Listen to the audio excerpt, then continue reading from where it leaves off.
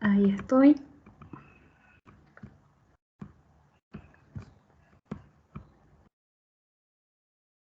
Ok, muchas gracias. Mi nombre es Carolina Aranda Meyer, soy doctorando en Educación de la Universidad Católica de Córdoba, Argentina, y en compañía de la doctora Leticia Luque, hemos desarrollado este estudio que lleva por título Antecedentes e implicancias del desarrollo profesional docente desde la experiencia chilena, latinoamericana e internacional. Un gusto estar hoy día con ustedes en esta ponencia, contarles que este estudio es la primera fase de mi tesis doctoral, que tiene por objeto estudiar las percepciones sobre el desarrollo profesional docente y su relación con las habilidades socioemocionales de los directivos de educación básica, media y superior de Chile. Sabemos que hoy día el mejorar la calidad de la enseñanza y la calidad de los aprendizajes de nuestros estudiantes es un desafío preponderante, lo ha sido a lo largo de toda la historia y en estos tiempos aún más, luego de la pandemia, ¿cierto? Y una crisis bien importante que en el caso de nuestro país ha sido relevante por la crisis social y por algunos cambios que son de carácter político. En este contexto, sabemos que la variable que más influye en la mejora de aprendizaje es la capacidad que tienen los docentes para enseñar. Por ello, este estudio tiene por objeto estudiar la variable del desarrollo profesional docente como una herramienta importante para mejorar las capacidades de los docentes para mejorar la calidad de la enseñanza dentro del aula. En este sentido, sabemos también que de manera indirecta influye la capacidad que tienen los directivos para liderar los procesos de desarrollo profesional docente dentro de esas instituciones educativas. Todo esto enmarcado dentro del contexto social, local, territorial y político que sabemos que está mediado también por las políticas educativas. Hay consenso completo actualmente con respecto entonces a la influencia que tienen los docentes como actores claves en la calidad de la enseñanza. Es en este contexto que nuestro estudio tiene por objeto analizar los antecedentes referidos al desarrollo profesional docente desde la experiencia internacional, latinoamericana y particularmente en Chile, buscando algunas semejanzas, diferencias, como así también algunos vacíos en torno a las prácticas y políticas educativas. La metodología que hemos empleado guarda relación con el análisis documental, está basada en la elección de autores referentes a nivel de la literatura especializada en la línea de desarrollo profesional docente y se ha realizado a través de un análisis de contenido temático en un periodo de tiempo entre el 2012, ¿cierto?, al 2022. Uno de los primeros hallazgos que dan cuenta de este estudio documental tiene que ver con los aportes de Harbrix y Fulan en el año 2014. Ellos detectaron que que habían 5 elementos que influían en la capacidad que tenían los docentes para ser una fuerza altamente efectiva. Una de ellas tenía que ver con la capacidad o maestría, es decir, las herramientas, los conocimientos que tienen los docentes para poder enseñar. Otro elemento tenía que ver con el compromiso y la motivación de los docentes, la carrera, que nosotros acá en Chile le llamamos la trayectoria profesional, y por supuesto también todo lo que tiene que ver con el contexto y las condiciones que tienen los maestros para enseñar, y junto a la cultura, entendida como este elemento que está dentro de la escuela, pero también que tiene que ver con la cultura externa. Estos investigadores señalaban que para que se incrementara el DPD, era necesario que estos 5, o es necesario que estos 5 elementos actúen en coherencia, en sinergia, para que esta fuerza docente sea efectiva. Algunos de los hallazgos dan cuenta que para incrementar el DPD se requiere de los docentes la capacidad de investigación. Este es un elemento clave para que ellos puedan mejorar su práctica y por ende la calidad de la enseñanza. Otro elemento tiene que ver con que los docentes sean capaces de comprender que su labor es trascendental y que afecta al sistema en su conjunto, es decir, que lo que el docente realiza afecta no solo lo que ocurre dentro del aula, sino que esto trasciende a la institución y a la sociedad. Y un elemento clave que ellos también pudieron relevar tiene que ver con que el docente comprenda que es parte de un equipo y que la naturaleza de su trabajo es completamente social, por lo tanto, no puede desarrollarse impartiendo la enseñanza como un individuo aislado. Dentro de la investigación de Harrix y Fulan, que lleva por título El capital profesional, ellos determinaron que todos estos elementos, en la medida que circulan, ¿cierto?, se van desarrollando y se genera esta capacidad exponencial de ir reinvirtiendo el capital profesional, en donde no solamente aumenta el capital profesional individual, sino que también aumenta la capacidad colectiva de los docentes y la capacidad de la institución. Años más tarde, tenemos uno de los mismos investigadores, Harrix, pero en esta oportunidad con O'Connor, en el 2018, compilaron, después de varios años de estudio, diversas experiencias de países como Canadá, Noruega, Colombia, Hong Kong, Inglaterra y Estados Unidos, y ellos indagaron cómo se daban las formas de colaboración en estos diferentes países y en sus diferentes culturas. Y ellos obviamente detectaron que la colaboración o el trabajo colaborativo, sin lugar a duda, puede tener también fines perversos. Y en este contexto ellos quisieron apilar un concepto al cual llamaron profesionalismo colaborativo. Y este profesionalismo colaborativo tiene un componente ético importante, que tiene que ver con colaborar juntos como docentes para aumentar su práctica profesional, para que ésta sea fuerte y mejor, pero con un fuerte propósito moral y con un gran sentido de vocación por la educación. Los argumentos que ellos utilizaron en defensa de este estudio tienen que ver con que la colaboración no solamente va a beneficiar a los estudiantes, sino también beneficia a los profesores. Y que esta colaboración impulsa logros en el aprendizaje de los estudiantes, pero también genera una retención en los docentes, es decir, los docentes en la medida que colaboran unos con otros tienen la capacidad o se sienten más motivados y con mayor sentido de pertenencia a la institución en la cual ellos ejercen este trabajo colaborativo. Y por supuesto que si se quiere mejorar la educación, si se quiere innovar dentro de la institución educativa, lo que los autores señalan es que lo primero que se debe fomentar entonces es el profesionalismo colaborativo para que el cambio ocurra. Dentro de los elementos que ellos también estudiaron en estos diferentes países, a pesar de sus diferentes culturas, habían elementos comunes y estos elementos comunes tenían que ver con ciertos principios básicos. Entre ellos, uno de los principios tenía que ver con que este marco de colaboración era un marco común entre todos los estamentos de la comunidad educativa, o sea, se daba en los estudiantes, en los docentes, en los equipos directivos y también con los padres y apoderados. El trabajo conjunto era un elemento común. También existía la colaboración con los estudiantes. Se señalaba también la importancia de que en estos ambientes de profesionalismo colaborativo quizás había menos iniciativas, pero había más proactividad. También aparece un elemento relevante que tiene que ver con la investigación colaborativa, es decir, los docentes dentro de estos ambientes de profesionalismo colaborativo constantemente están reflexionando en cuanto a sus prácticas y están buscando soluciones en torno a problemáticas que son parte de su desarrollo profesional situado. Y también se releva el concepto de autonomía colectiva. A mí este elemento en particular me llamó bastante la atención porque tiene que ver con que los docentes en estos ambientes de profesionalismo colaborativo generan un grado de independencia desde el liderazgo vertical, pero se genera más dependencia en forma horizontal, es decir, hay más dependencia entre los colegas. En la medida en que los docentes colaboran unos con otros, son más dependientes unos de otros. Otro de los elementos que aparece como un elemento común tiene que ver con el diálogo mutuo. Incluso se señalaba que en algunos de estos países existían protocolos para poder generar diálogo y retroalimentación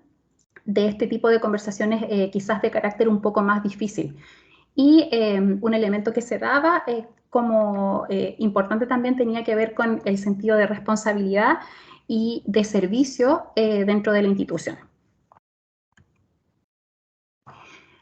Cuando ya comenzamos a indagar con respecto a los resultados del DPD en Latinoamérica, encontramos los resultados de Calvo 2014. Sabemos que, bueno, Ella es un referente importante en Latinoamérica, participante de la UNESCO, ¿cierto? Del PREAL, y dentro de los elementos que ella ha indagado a lo largo del tiempo y que particularmente en este estudio reporta, entregando sugerencias para las políticas educativas en Latinoamérica, señala ciertos aportes que tienen que ver con tareas claves que se asocian al desarrollo profesional docente. Ella los separa en dos dimensiones. Una de ellas tiene que ver con el aprendizaje a partir de otros, es decir, todo lo que tiene que ver con referentes externos. Aquí se destacan algunas prácticas como el rol de los docentes expertos o mentores, la práctica de residencia y las prácticas de clase abierta o lesson study, que también han sido documentadas en países asiáticos, que tiene que ver con la exposición de una clase planificada de forma colaborativa, luego esta se expone de manera pública y es retroalimentada también grupalmente. En la otra dimensión encontramos el aprendizaje profesional colaborativo, pero ya pensado con otros, es decir, cómo aprendemos con los otros, con nuestros pares, con nuestros colegas. Y aquí aparece un elemento importante que se ve a nivel transversal, que tiene que ver con el trabajo en red. Las redes colaborativas, las redes docentes, también aparecen las pasantías, las prácticas de planificación conjunta y se incluye también la importancia del trabajo en red entre la academia, los centros universitarios y los establecimientos educativos. Otra investigadora de referencia es Denise Bailán. Ella en el 2019 indagó acerca de la relación que hay entre el liderazgo directivo y las comunidades profesionales de aprendizaje. Y señala que, si bien es cierto, la teoría contiene bastante evidencia con respecto a la relevancia de las comunidades y el impacto que éstas tienen para el desarrollo profesional docente, en el caso de Latinoamérica, este es un campo emergente, ya que todavía posee un desarrollo incipiente. Entonces, dentro de los aportes que la investigadora señala, indica que el DPD y el trabajo en las comunidades de aprendizaje, por supuesto que se da en un contexto espacial, social, organizativo y cultural. Por lo tanto, estos elementos que tienen que ver con las condiciones organizacionales pueden afectar el DPD inhibiéndolo o promoviéndolo. También está la dimensión temporal o biográfica. Con respecto a la dimensión temporal, se detecta, ¿cierto?, que dependiendo de las etapas de desarrollo del docente, las necesidades y las formas de enseñar van cambiando. El componente biográfico tiene que ver con aquellas experiencias de vida que tienen los docentes, que tenemos los docentes, y que estas influyen principalmente en la actitud de los docentes frente a la labor educativa. Estos elementos actúan como mediadores, no son un elemento de causa y efecto, pero sí influyen en el DPD. Otro elemento que se destaca en su investigación tiene que ver con la ineficacia de las actividades aisladas de formación continua, es decir, todos estos elementos que tienen que ver con cursos o con capacitaciones esporádicas no tienen un efecto trascendental en la formación docente. Es por eso que se apuesta por esta estrategia de comunidades profesionales de aprendizaje que tiene por objeto, ¿cierto?, el desarrollo situado y contextualizado dentro de la institución misma. Señala también la importancia de la formación docente orientada a 7 principios que principalmente tienen que ver con el carácter práctico del aprendizaje profesional, es decir, tiene que ver con relevar el cómo aprenden los docentes. Así como es importante saber cómo aprenden los estudiantes, también es importante tener en cuenta cómo aprendemos los docentes, en este caso en nuestra edad adulta. Señala la importancia de los aportes del trabajo colaborativo y las CAP, de cómo los principios de teoría se van llevando a la práctica y se van generando estas teorías de acción. El último elemento que ella aporta en su estudio tiene que ver con el factor crucial o fundamental que tiene el liderazgo para poner en marcha una comunidad de aprendizaje profesional. Siguiendo con evidencia en Latinoamérica, tenemos los aportes de Pereda y Loyola en 2022 que tienen que ver con la relevancia de las prácticas reflexivas para mejorar el trabajo docente, principalmente en lo que tiene que ver con la planificación de la enseñanza, el desarrollo de la didáctica, incluso genera aportes importantes a lo que tiene que ver con el vínculo con los pares y con los estudiantes. Entonces, es reconocido que esta práctica reflexiva docente fortalece el ejercicio docente, principalmente en lo que tiene relación con la autoevaluación, es decir, el docente debe ser capaz de reflexionar respecto a su quehacer, autoevaluar sus prácticas y a partir de eso generar las mejoras en su labor. Y en ese sentido, nuevamente los directivos juegan un rol importante. Por ende, se debe promover la reflexión como medio de superación profesional en la labor docente. En el contexto chileno, quisimos tomar un estudio reciente que ha sido elaborado por la Dirección de Educación Pública, ahora en el 2022, y este estudio tiene por objeto indagar con respecto al modelo de desarrollo de capacidades, que es el modelo que ha adoptado la educación pública chilena. Desde el año 2017 en Chile tenemos la desmunicipalización de la educación, en donde la educación pública se entrega a los servicios locales. Los servicios locales son entidades o distritos que agrupan establecimientos educativos de carácter público y la labor y la gestión que realiza tiene que ver principalmente con acompañar técnica y pedagógicamente a estas escuelas para que puedan mejorar y avanzar en su calidad educativa. En estos servicios locales se ha implementado un modelo de desarrollo de capacidades. Este estudio entrega aportes desde la práctica, es decir, qué es lo que ha pasado en estos años en este modelo de desarrollo de capacidades, qué es lo que ha resultado en Chile en este acompañamiento que se hace desde el liderazgo intermedio hacia los establecimientos educativos, pero también este estudio combina todo lo que tiene que ver con la literatura especializada. Entonces, los hallazgos dicen nuevamente que el liderazgo pedagógico juega un rol clave para desarrollar capacidades profesionales docentes y aquí aparecen dos elementos claves que ya mencionamos anteriormente que tienen que ver con las redes y las comunidades profesionales de aprendizaje y aparecen algunas esferas que ellos denominan como las esferas de las comunidades de aprendizaje, en donde para que esto funcione o para que esto tenga los efectos deseados, para que estas comunidades realmente se conviertan en espacios de convivencia profesional que permitan la mejora de los docentes en torno a sus capacidades, se deben generar nuevos conocimientos y habilidades para el trabajo, pero debe existir también una estructura de soporte. Y en cuanto a eso, ellos indagan que los equipos de gestión de la escuela, es decir, los equipos directivos, deben tener ciertas capacidades o deben desarrollar ciertas capacidades basales y fomentarlas dentro de esa institución para generar este liderazgo. Y esto tiene que ver con la capacidad de reflexión, nuevamente emerge el concepto de la colaboración, la confianza relacional y la distribución del liderazgo.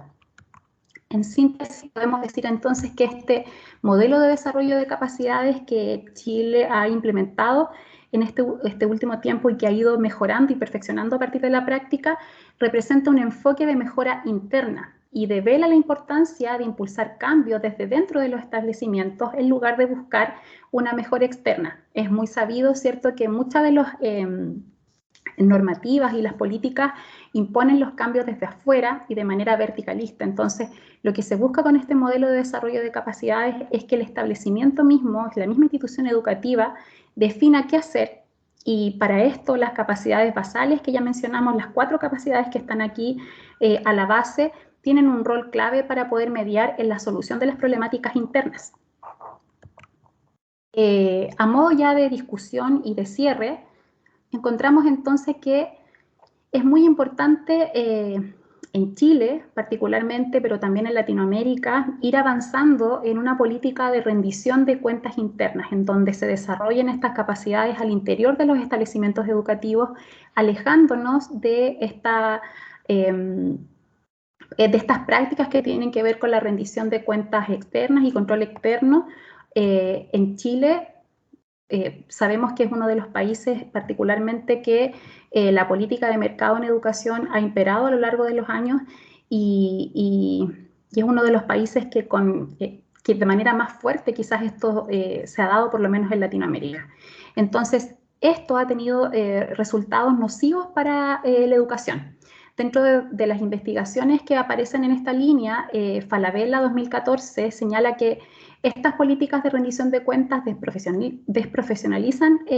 la labor docente, impulsan el mérito, el individualismo, la competitividad, incluso las pruebas estandarizadas que en Chile se utilizan para medir la calidad educativa, que se denominan CIMSE, junto a unas nuevas pruebas que se aplican que se llaman pruebas DIA, que son diagnósticos de aprendizaje, desprofesionalizan la labor docente porque generan una mecanización, es decir, los docentes trabajan para desarrollar estos resultados y esto desincentiva las experiencias creativas y lúdicas que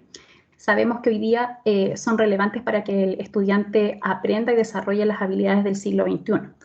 Es por eso que es importante avanzar hacia una rendición de cuentas internas que pueda ser profesionalizante, que permita el desarrollo de las capacidades, que las capacidades estén dentro del grupo, de los equipos de trabajo, que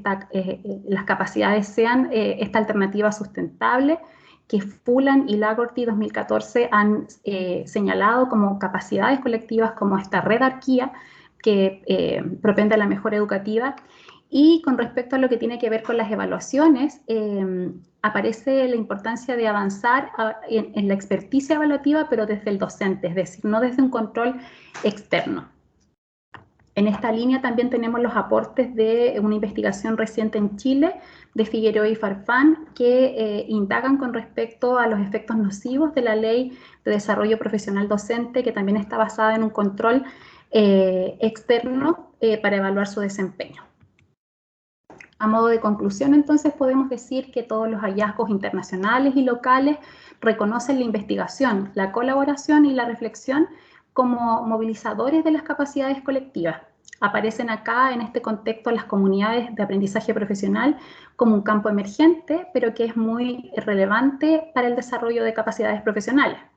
Dentro de esto también se reconoce que el DPD más efectivo tiene que ver con estas prácticas que son institucionales, es decir, que están situadas dentro de la escuela y que se vinculan con el día a día de los docentes.